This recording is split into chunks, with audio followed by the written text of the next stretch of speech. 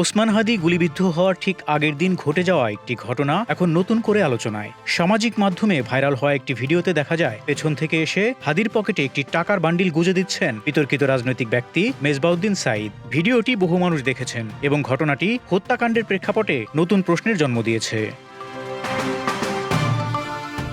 পরদিন 12ই ডিসেম্বর রাজধানীর box culvert রোডে গুলিবিদ্ধ হন ওসমান হাদি। ঘটনাস্থল থেকে মাত্র 100 থেকে 150 ফুট দূরত্বে অবস্থিত প্যারামাউন্ট হাইটস ভবন, যেখানে রয়েছে মেজবাউদ্দিন সাঈদের ব্যবসা প্রতিষ্ঠান। স্থানীয় সূত্রে জানা যায়, সেদিন নামাজের পর হাদি ও তার ভাই ওই ভবনের সামনের একটি দোকানে চা পান করেন। এরপর তারা রিকশায় ওঠেন। কিছুক্ষণের মধ্যেই ঘটে যায় গুলিবর্ষণের ঘটনা।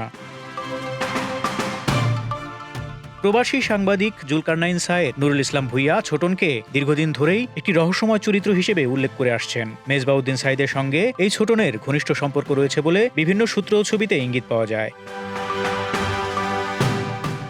একটি ছবিতে দেখা যায় ছোটন ও মেজবা সাঈদের সঙ্গে রয়েছেন নজরুল ইসলাম খান, যিনি এনআই খান নামে পরিচিত। তিনি একসময় শেখ হাসিনার ঘনিষ্ঠ সহচর, ব্যক্তিগত সচিব এবং 32 নম্বর বঙ্গবন্ধু জাদুঘরের কিউরেটর ছিলেন। জানা যায়, এনআই খান ও ছোটনের বন্ধুত্ব রাজশাহী বিশ্ববিদ্যালয় জীবন থেকেই। দুজনই জাসদ ঘরানার রাজনীতির সঙ্গে যুক্ত ছিলেন।